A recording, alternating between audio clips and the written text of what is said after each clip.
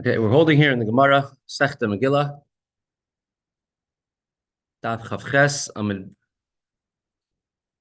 Beis 28b. We just saw a story of Rabbi Akiva with Rabbi Nechunya ben Hakana.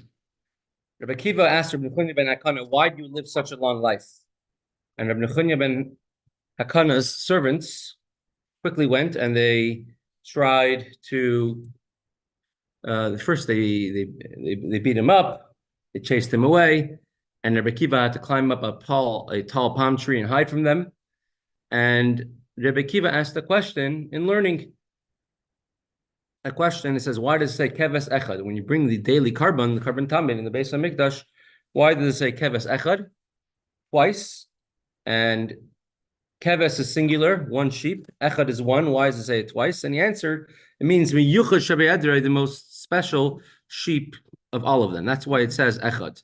But Rabbi Nechunya ben Hakana said, I see he's a Torah scholar. He's not coming to ask me questions just lekanter, just in order to make me feel upset.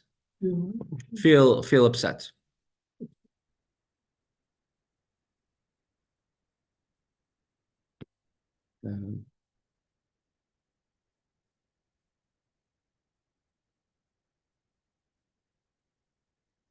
So there's interesting Gemara, Mesechta Yevamas. Bring it up here on the screen. The Gemara has a dispute between Rebbe Akiva and the Amoraim and the Chachamim and the sages about what does it mean as mispar yamecha amalei. Hashem gives a brachas to the Jewish people in Parshas Mishpatim, if you'll keep the Torah, there will not be any woman who will miscarry or be barren. Es mispar yamecha amalei. I will fill up the number of your days. So what does that mean? There's a machlokes, a disagreement between Rabbi Akiva and the Chachamim. It says, Mispar Yamecha Amalei, further on the page. Tanoi, it's an argument between Amoraim. Tanya, Mispar Yamecha Amalei, I will fill up the number of your days.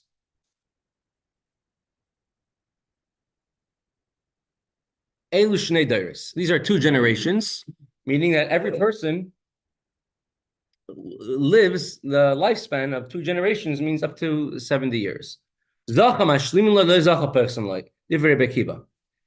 Says a person is given a certain amount of time to live. If they're meritorious, then they fill their days. If they're not meritorious, if they sin, then they're going to lose some of that time. That's what Rebbe Akiva says. And the sages say, no, everybody gets the days they're supposed to get. But if you have merit, Hashem will add on more days than the days that you already are allotted. I mean, Hashem will extend your life longer. And if you're not deserving, Hashem will remove the amount of the days.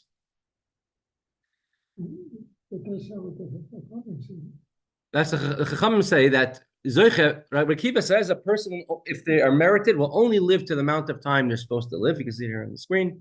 The Chachamim say that if a person is merited, they will add on more years than the amount of time they're supposed to live. If they're not merited, then they lose time. Yeah, that's what the Chachamim say. Comes out according to this. This was the deeper meaning of the conversation between Rabbi Akiva and Rabbi Nechunya ben Hakana. Rabbi Akiva, he holds that if one has a great merit, a great zchus, you only live the amount of time you're supposed to live. So he's asking Rabbi Nechunya ben Hakana, how did the master live so long? He's asking that according to what I understand, the person should only, if you're meritorious, you live only the amount of years of a regular lifespan. How come you are living extra long, even longer than you're supposed to live? Because according to Rabbi Akiva, you're not supposed to live longer, right? If you're zacha, if you're meritorious, you just fill, you don't lose any time. The servants of Rabbi Nechunya ben Hakana got very upset at him because you don't ask about blessings, about brachas openly in public. You don't go over to somebody and who just made a who makes a lot of money, who says, walk over to him in front of the whole crowd and start getting conversations to tell me how much money you made this, how much, tell me this bracha, that bracha. Bracha rests a davar samui mina ayin, it says in Bab Metzia, and something which is hidden, something which is not public, a bracha rest. And they fear that if Nechunya ben Akana is going to talk publicly about the reason why he lives long, then the bracha will now no longer be hidden. Now everyone's going to know about it. And then the bracha will stop. So therefore, they did not want Rabbi Nechunya ben Akana to talk about this in public. Page 28b, 2. Yeah. Let me see if we're there. 28b2, b1.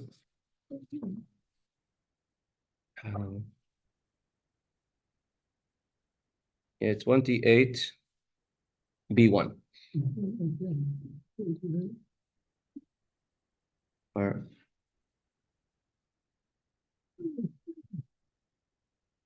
All right, 28a3. I'm not used to the English so much. Okay. So Rebbe Kiva answered back by hinting to the lamb of the carbon tamid. He says, Keves echad. Keves echad is the carbon tamid, the daily sacrifice, one in the morning, one in the afternoon. He says, if somebody is consistent, if somebody does what they have to do, day in, day out,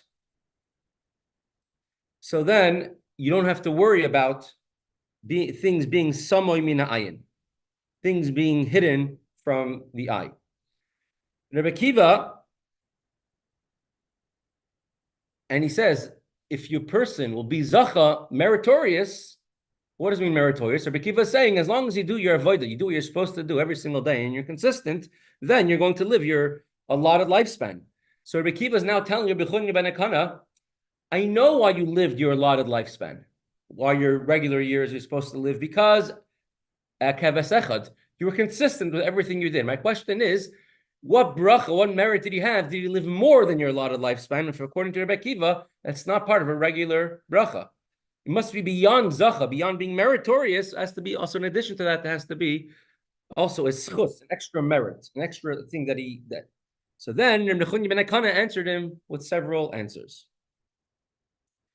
And let's look at the Gemara inside of what Rebbe Nechunya ben Akana answered. And based on that, we will explain what Rebbe Nechunya ben Akana's answer to Rabbi Akiva was.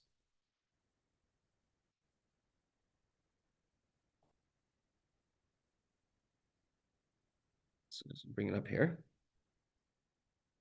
So the three things that he answered is Lo kibalti matanos.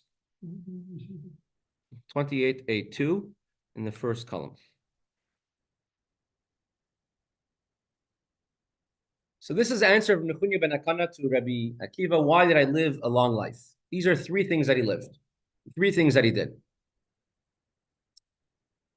First thing is, Amar loy miyamai loy kibalti matanos. I never received a gift from anybody my entire life. Second thing was, v'lo yamadati al midoisai. I was never very rigid about myself. I was very flexible. And if somebody insulted me, I always forgave them. I never insisted on getting them back, even if somebody may be tremendous distress. Uvatran b'mamayni hayisi. And I always was open-handed, gave away a lot of money. I never was stingy when it came to giving away money. So these are the three things that I did. And in this chus, in this merit, he lived to be a long life.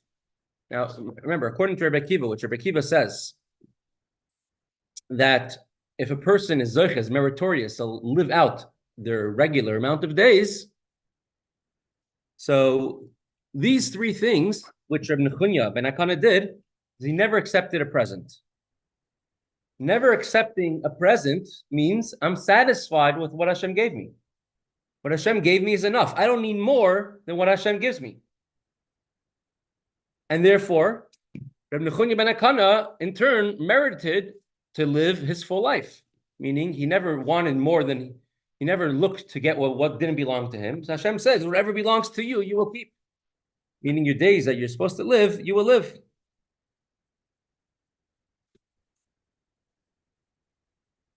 I never got upset at anybody. Again, that's idea of being satisfied with what you have. The other person insulted me, maybe I deserved it. He never got upset at anybody else. Who says I'm better than him? Third thing is, I always gave away a lot of money, whether it was tzedakah, whether it was, we learned before that when he would go by, he would always overpay a little bit. They shouldn't, God forbid, cheat the seller. So he would always overpay by a penny or two.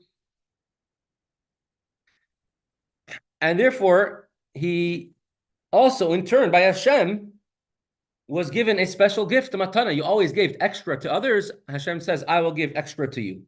He gave more than what they deserve to others. I will give more to you. And therefore, his life was lengthened. As the Gemara says, Gemara will now go through all three of these things. What does it mean? An example of not accepting a gift from someone else, not getting upset at someone else, and to be generous with your money. Says the Gemara, Loiki balti matanos, I never accepted a gift from anybody else. Yossi, shalom aleichem, thank you for joining.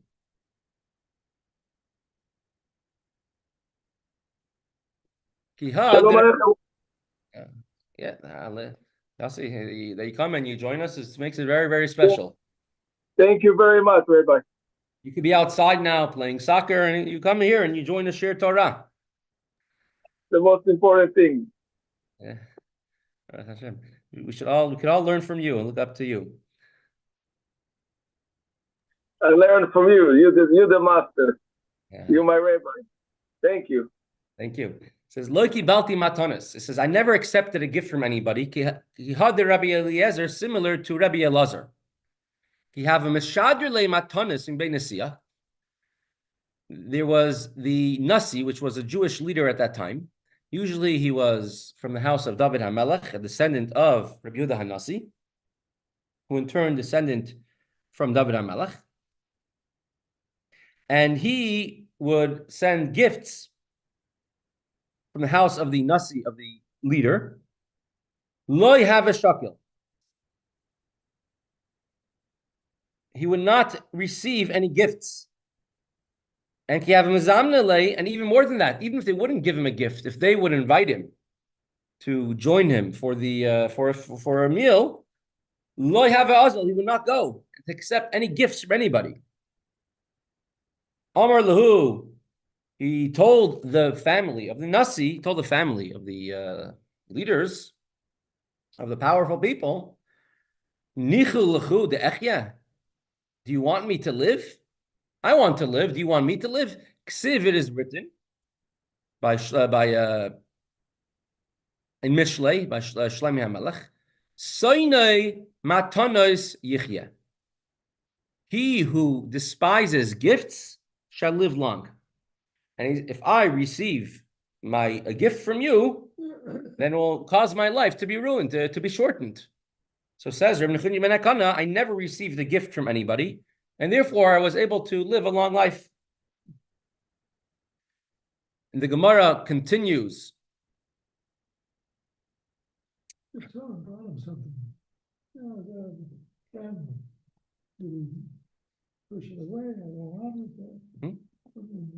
Means he would politely say no, thank you. Reb Zaman Jaffe, he used to bring all the time to the Rebbe different gifts. He was a well-to-do businessman, and the Rebbe gave him brachas, and he felt that the brachas of the Rebbe, he knew the brachas of the Rebbe are giving him, and he brought the Rebbe. He felt bad. Why is the Rebbe by the Fabrengens? The Rebbe used a plain glass bottle of wine, and they would pour the Rebbe from a plain glass bottle that was covered in a paper bag because it wasn't a mevlushal. And he says it's not honorable. It should be a silver the pitcher, decanter. And he bought one for the Rebbe. And the Rebbe smiled, and the Rebbe says, I can't use it. Thank you very much, but I can't use it. Because if I would get a silver wine pitcher, all Chassidim will start doing it, copying the same thing, and then it's going to be too much of an expense for them. He went to, every time he would come in, he would buy 5 bottles of mashke and bring it into the Rebbe. He would buy it in duty free, and the Rebbe would ask him, "What should I do with this?" The Rebbe asked him, first of all, "Why so much?" He says, "Because that's what I could buy in duty free without paying extra tax." The Rebbe would laugh and he says, "What should I do with it?" So he says to the Rebbe, "You have a very hard job. So you have a very stressful, job that you do. At night when, everything, just when you're by yourself, take a small shot to relax." The Rebbe told him, Mrs. Schneerson wouldn't be so happy with that. Who was this guy? Zalman Jaffe from England. Right? So for certain people, the Rebbe would not accept gifts. Many times, and in general, the Rebbe will not accept gifts. And in a moment, we'll show you a very interesting video of this. Rebbe Zera, the Gemara just continues. The Rebbe Zera interprets this admonition against receiving gifts a little differently. If you have a mashadlim benisia lavishakal. We said before that Rebbe Lazar would not take any gifts or be invited to the Nasi's house. Rebbe Zera, if he would receive a gift, he would not take it. But if you invite him to a banquet, he would go. Omar, he says, they are honoring my presence. When they're inviting Rebbe Zera, it's not because Rebbe Zera is hungry and doesn't have food to eat that they're inviting Rebbe Zera. Rather, they want to honor Rebbe Zera, inviting him, a great individual, to a fair. So the host, the Nasi, will be honored by his presence. So Rebbe Zera felt that Nasi is not doing me a favor. On the contrary, I'm doing a favor for the Nasi. He's benefiting from me. Halakha Sainu Matan Asichia, one who despises gifts, is brought in Shulchan Aruch, that one who despises gifts will live long.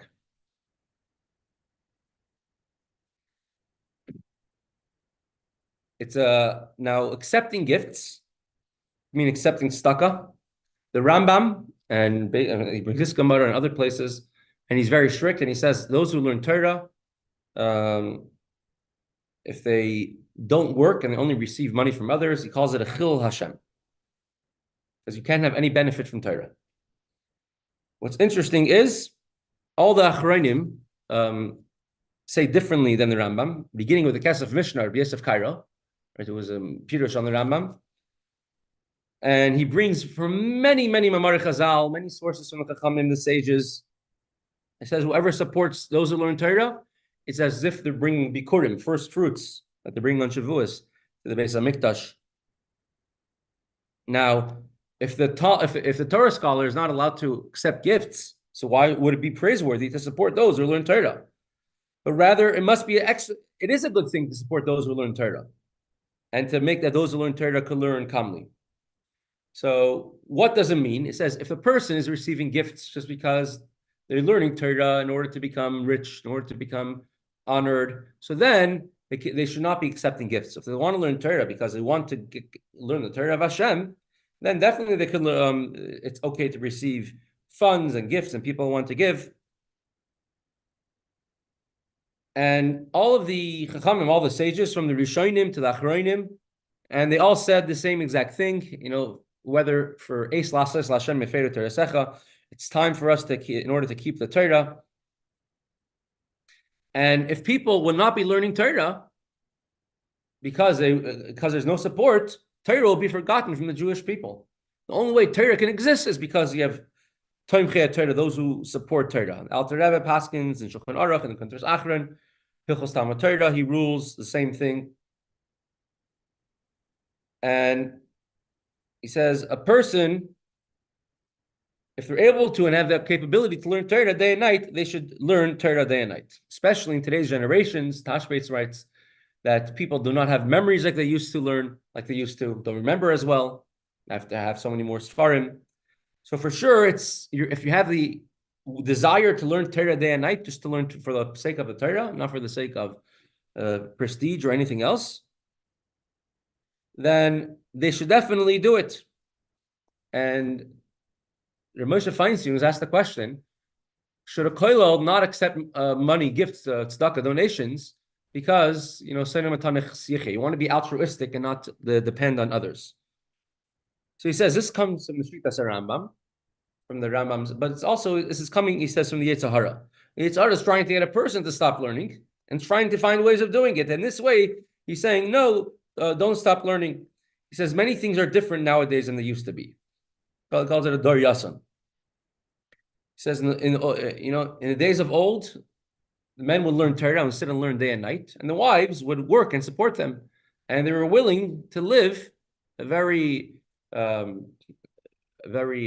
non-wealthy, very poor lifestyle in order to sit and learn Torah. So Torah is more precious than anything else.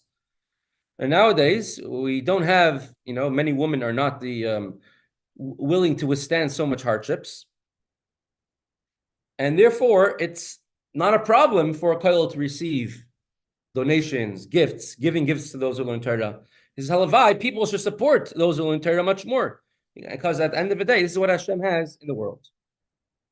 It's a midas chassidus. It's, of course, if one wants to go above and beyond, to not accept gifts at all, it's fine. Rather believe in Hashem, and Hashem will give you whatever you need.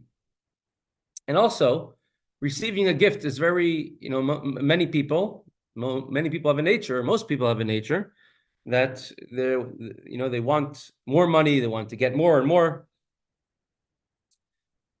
So if a person doesn't run after money means nothing to them, and they don't need presents, and therefore you're not scared, or you don't have to feel you have to answer to anybody else. He says somebody who feels that they always need the other person to give them, so for someone who's able to support them, they'll be nice, they'll never point out anything that they need to fix, it won't be mechiach them, or he's going to honor people who are able to give him, to support him more. So therefore, he says, the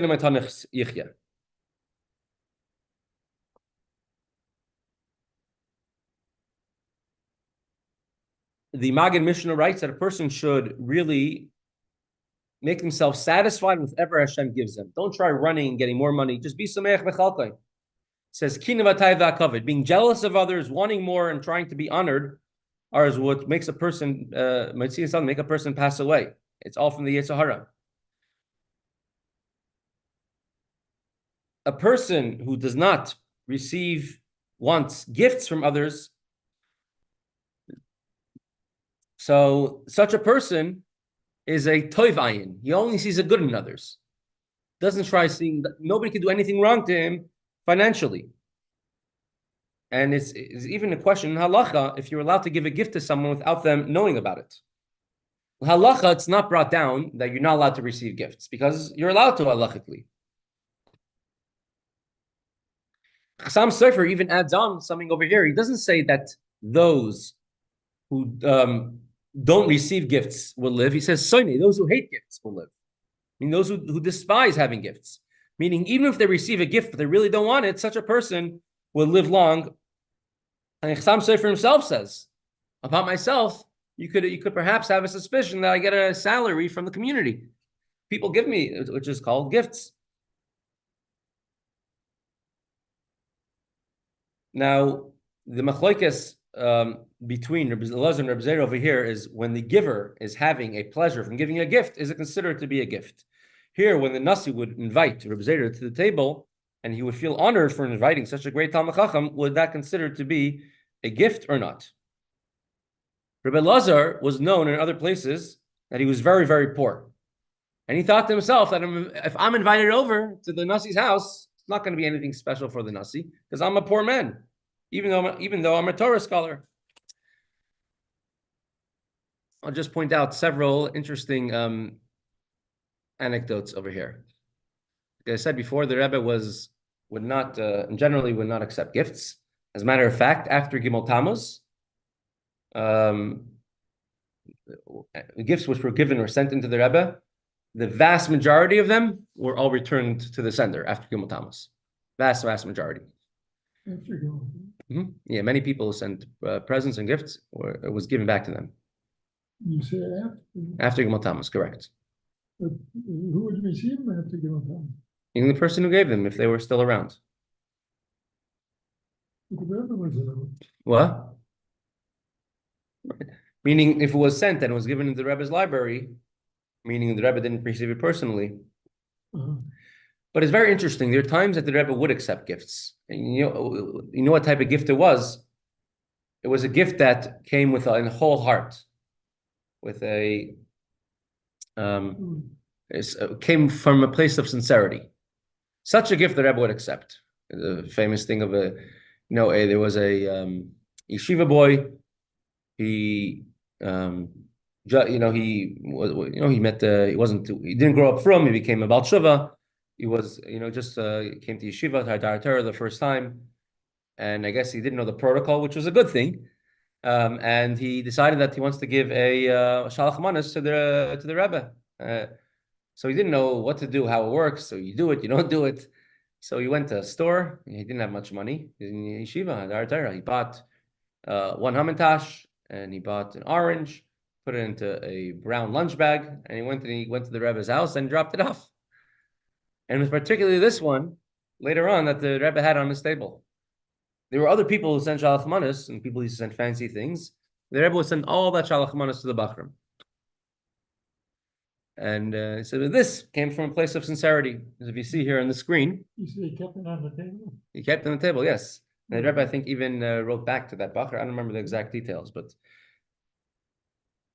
we see here on the screen, this is a Rebbe on Purim. You see the different Megillahs that the Rebbe had and the different cases that the Rebbe had. There's a Megillah that the Rebbe had written by the Rebbe Marash, and it was kept in a black cardboard case. If you go to the Rebbe's library today, you could see it. It's in a showcase. There's another Megillah used by the Rebbe until the year Tashon Chavtes, 1969. And if you see, if you look at that, all right, let's go through this.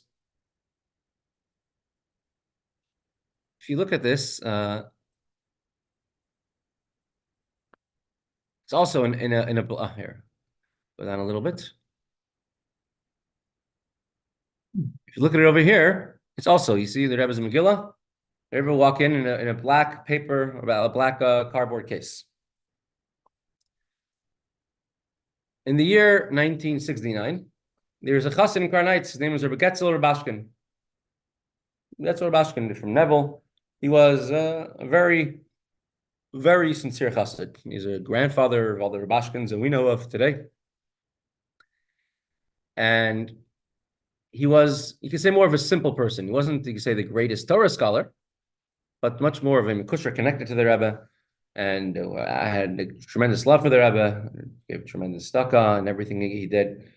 And for himself, he wanted to buy a Megillah. And he went to the Sofer, his name is Rishaya Matlin.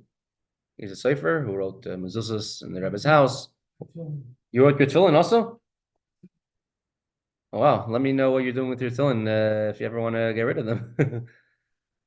No? Yishver gave you your tefillin. Wow, it's very special. I read Matlin tefillin. I have it as well. Yeah? Yeah, certain words. It cost $150 in 1973, and the person who took me to the sofa said, "Are you sure you want to spend that kind of money?" So, Wow.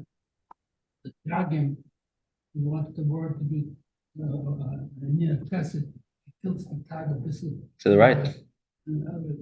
Interesting. And so Rabbi Matlin, that's Rabbi Getzel Rabashkin goes over to Rabbi Matlin, wants to buy a Megillah, and he says, "Write for me the beautiful, the best Megillah you had." And Rabbi Matlin also, he would check the Rebbe's Megillah, tefillin, he would check these.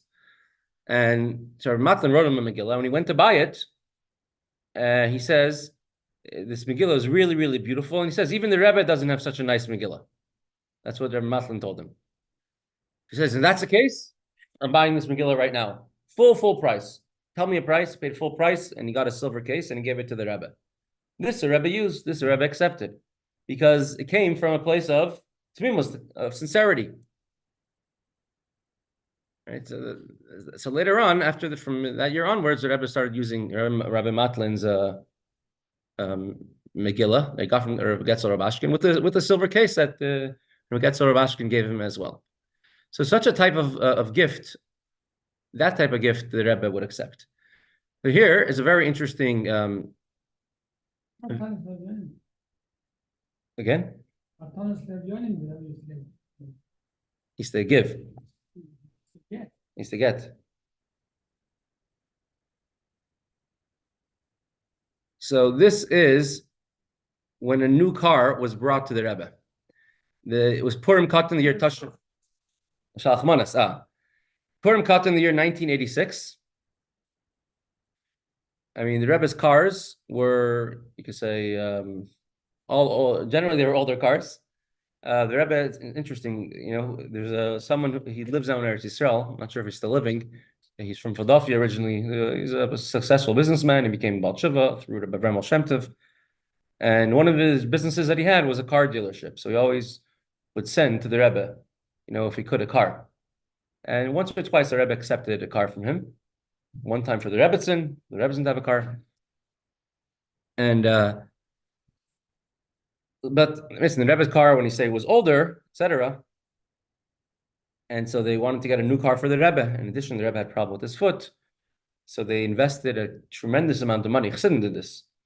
They would know if they would ask the Rebbe would tell them not to do it. So they went ahead and did it. And with the hope when they give it to the Rebbe will start using it. I think it's a type of car custom made that you don't have to bend down when you go in. When you open the door, part of the roof is connected to the door, so you don't have to bend down and put yourself in. You just sit down. So because the Rebbe had a problem with his foot, and so they brought this as a gift to the Rebbe, and the way they would do it is that they would just bring it to when the Rebbe was going to the oil, they would just bring the car instead of the Rebbe's old car, bring the Rebbe's new car, and the Rebbe was none too pleased. And you'll see in this video over here. I'll bring up on the screen. Hopefully you'll be able to see him. 1986.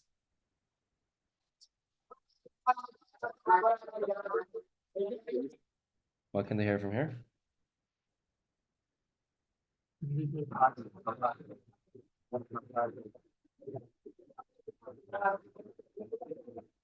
The computer is better with video.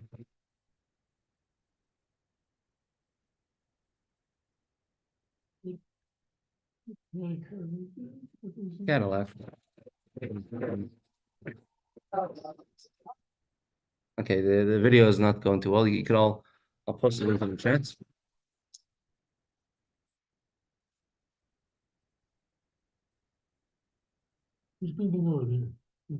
Good. Try this again.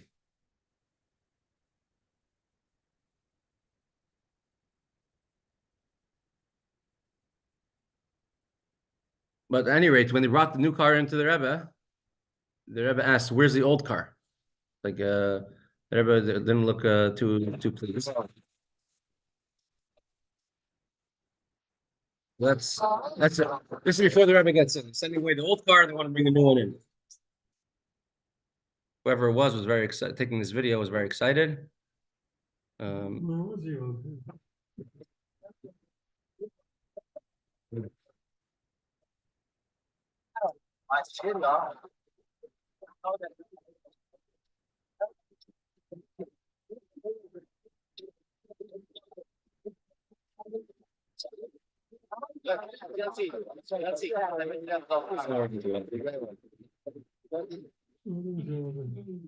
Okay, shkoyach. It's not working. Okay. At any rate, yeah, Mr. Jim.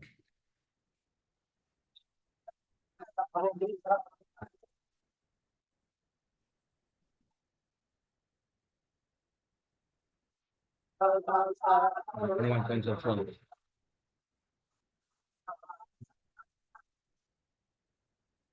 At any rate,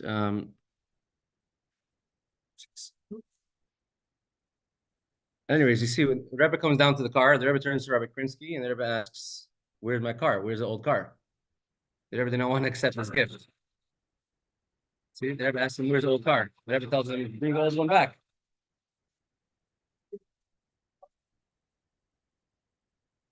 You heard the Rebbe just said was just the words of our Gemara. You heard that. Soinu matana sichya. I don't know if you could hear that. Go back a couple seconds. If you're able to hear that, the Rebbe said the words "Soinu matana sichya." Those who despise gifts will live long. And so the Rebbe says, "Why are you trying to give me a gift of a new car when it says "Soinu matana sichya"? And the same thing that Rebbe used the same words over here that Rebbe Lazar used. He would say, "You don't. Does it bother you if I'm alive?" Right? The Rebbe used the same exact words when he was speaking now to Rabbi Krinsky. No.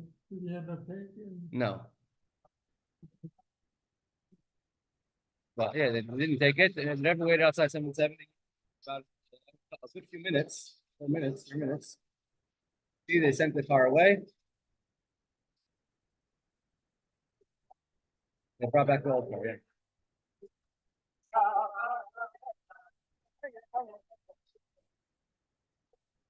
1986.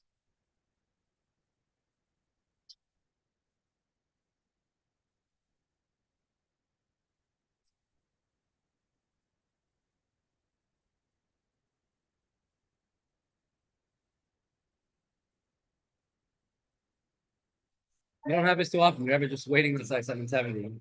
We ever said every minute by him is precious.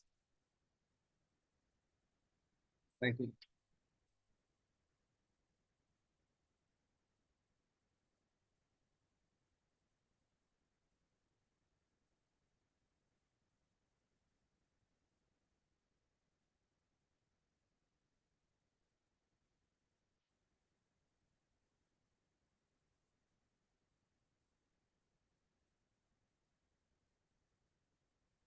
They're waiting and waiting. Eventually, they bring back the Rebbe's old car, and that's when the Rebbe continued to use. The Rebbe used exact words of our Gemara. Does you mind if I stay alive? They brought back the old car of the Rebbe. Then the Rebbe went to the oil afterwards. Right? So that's the person whoever took this video on Access was very excited about the new car of the Rebbe. He's taking videos of it. Yes, well, modern for back then. Later on, after the Rebbe and Chaim passed away, the Rebbe said he'd take that car and give it to one of the aides, the people who assisted Rebbe and Chaim. For her, will be that someone who assisted her could use his car. So the Rebbe said give it as a present to somebody else. Yeah, so that's in general idea of not taking gifts. The Rebbe later on, about 2 months later, explained the rationale behind this a little. Not why he didn't take the new car, but the Rebbe why you shouldn't take a gift. He says there's something we're familiar with a concept called eskafia.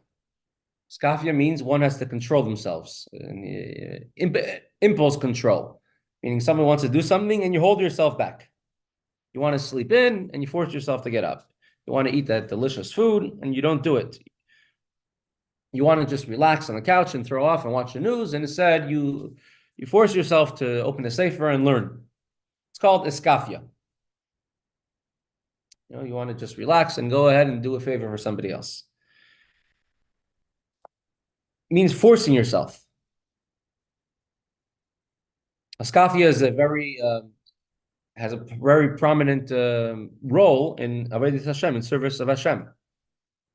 So the Rebbe says 2 months later, the Rebbe spoke about the idea of eskafia, and then the Rebbe says, for example, people wanted to give a present of a new car, and at times, and if I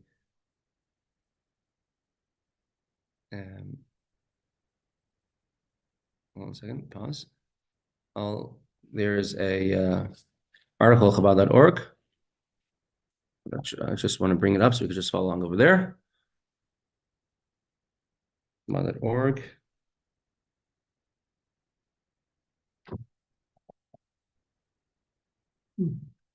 Here it is. Here it is. Yeah.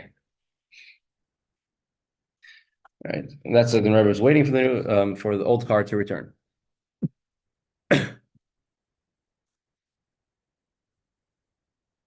So the Rebbe said that it wasn't a skafia. I wasn't trying to control my impulse, control what I desire by not taking a new car. Meaning I wanted a new car and I controlled myself and didn't take it. It wasn't a skafia, the Rebbe says. The Rebbe says that I'd never even have a desire for something new, and the old one is perfectly fine.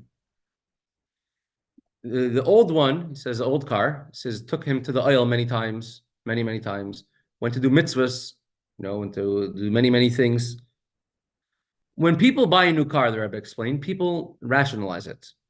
I want a new car because I'll do more mitzvahs with it. I'll be able to go faster to whatever I have to do another mitzvah with it. Will help us arrive faster. So don't use Hashem as your excuse to justify your personal desires. Not purchasing a new car says would constitute a skafia. And then the Rebbe alluded to what happened.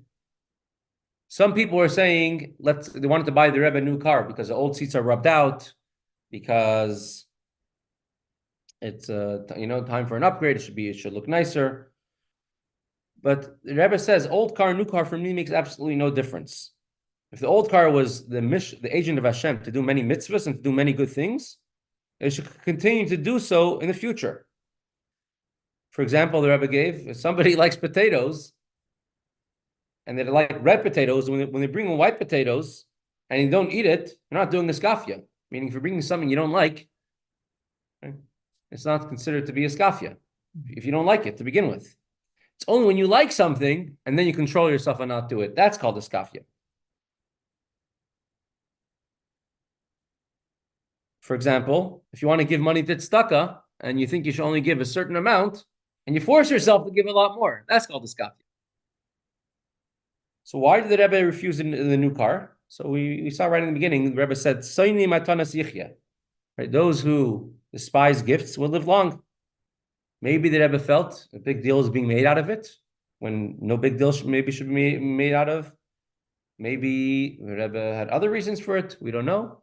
In general, we see that the Rebbe did not accept gifts unless it came from a place of tremendous, sincerity.